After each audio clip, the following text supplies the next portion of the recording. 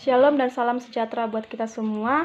Nama saya Seprina Sitorus, saya dari kelas 12 IPA 1 dan di sini saya akan menjelaskan perjuangan para tokoh-tokoh Indonesia. Yang pertama yaitu ada Jenderal Abdul Haris atau A.H. Nasution mengingatkan kita semua pada peristiwa G30 SPKI. Ia menjadi salah satu target pemberontakan pada tanggal 30 September 1965. Beruntung, ia berhasil lolos dari serangan para pemberontak. Namun, jauh sebelum itu, Nasution sebenarnya telah banyak terlibat dalam sejumlah pergerakan merebut dan mempertahankan kemerdekaan, termasuk juga pada peristiwa Bandung Lautan Api pada tanggal 23 Maret 1946.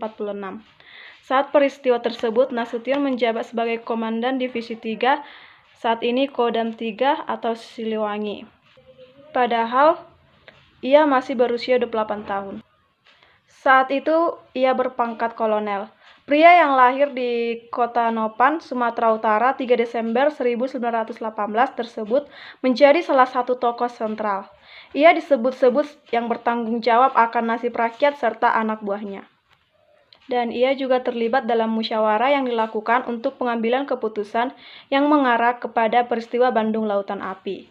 Saat itu, pemerintah Republik Indonesia melalui Perdana Menteri Sultan Syahrir dan Komandan Divisi 3 TRI, Kolonel A.H. Nasution, menyarankan agar para pejuang Bandung memenuhi ultimatum sekutu. Selanjutnya, Nasution dan para perwira lainnya enggan menyerahkan Bandung, namun dia harus taat apa kata Perdana Menteri. Sebagai perwira profesional dengan pengalaman di KNIL, sudah seharusnya Nasution tunduk pada apa kata pemerintah. Nasution lalu melakukan rapat bersama pimpinan militer Indonesia lainnya. Mereka sepakat tidak mempermudah kehadiran tentara sekutu di Bandung. Perintah Syahrir sebagai Perdana Menteri tetap ditaati, tetapi diputuskan akan ada operasi pembakaran Bandung. Operasi ini disebut sebagai Operasi Bumi Hangus. Keputusan untuk membumi hanguskan kota Bandung diambil lewat musyawarah Majelis Persatuan Perjuangan Priangan atau MP3 yang dilakukan depan seluruh kekuatan perjuangan pihak Republik Indonesia pada tanggal 23 Maret 1946. Hasil musyawarah itu lalu diumumkan oleh Nasution sebagai Komandan Divisi 3 TRI. Ia juga memerintahkan evakuasi kota Bandung. Lalu, hari itu juga, rombongan besar masyarakat Bandung mengalir. Pembakaran kota berlangsung malam hari sambil para penduduknya pergi meninggalkan Bandung. Pembumi hangusan jadi jalan tengah bagi Nasution. Dia dan orang Indonesia lainnya keluar dari Bandung, seperti perintah Syahrir, tapi dengan membakar kota yang ditinggalkannya itu. Dan dalam hal ini, perjuangan pahlawan kita ini patut kita tiru, yaitu dengan belajar keras dan bekerja keras.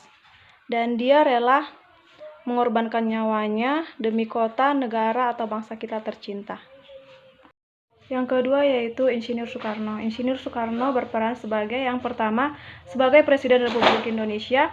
Yang kedua, beliau berusaha menenangkan keadaan pada saat pecah pertempuran di Surabaya. Yang ketiga, sebagai Bapak Proklamator Indonesia.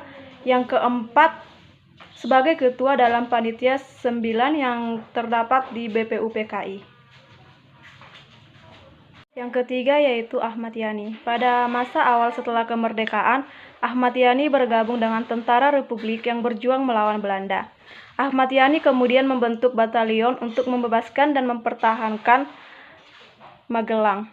Awal 1949, Ahmad Yani menginisiasi serangan gerilya untuk mengalihkan fokus Belanda agar serangan ke Yogyakarta oleh Letkol Soeharto pada tanggal 1 Maret berjalan mulus.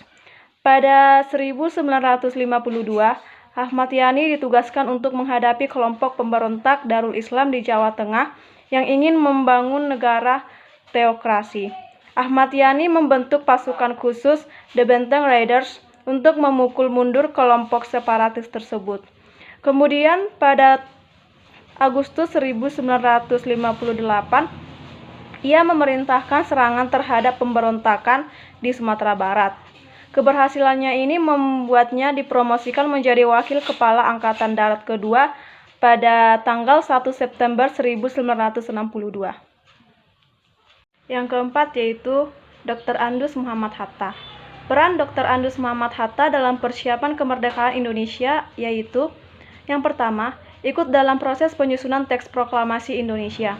Yang kedua, menjadi anggota BPUPKI. Yang ketiga, menjadi anggota PPKI.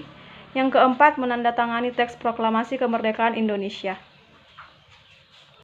Adalah ada Sri Sultan Hamengkubuwono ke-9. Dalam bidang pemerintahan dan militer, pada tanggal 27 Desember 1949, Belanda menyerahkan kembali kedaulatan kepada Republik Indonesia. Penyerahan kembali kedaulatan Republik Indonesia itu di negara Belanda diwakili Muhammad Hatta.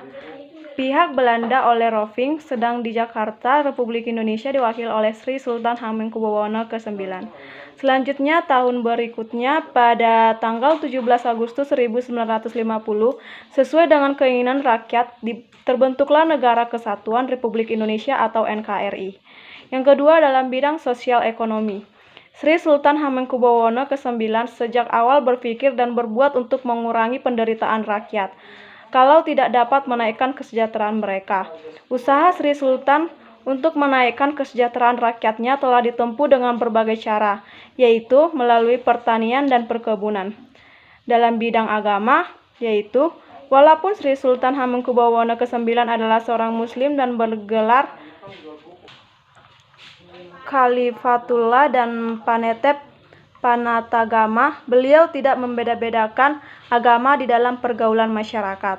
Semua umat beragama diterima dan mendapat perhatian yang sama dari tokoh yang sangat bijaksana itu.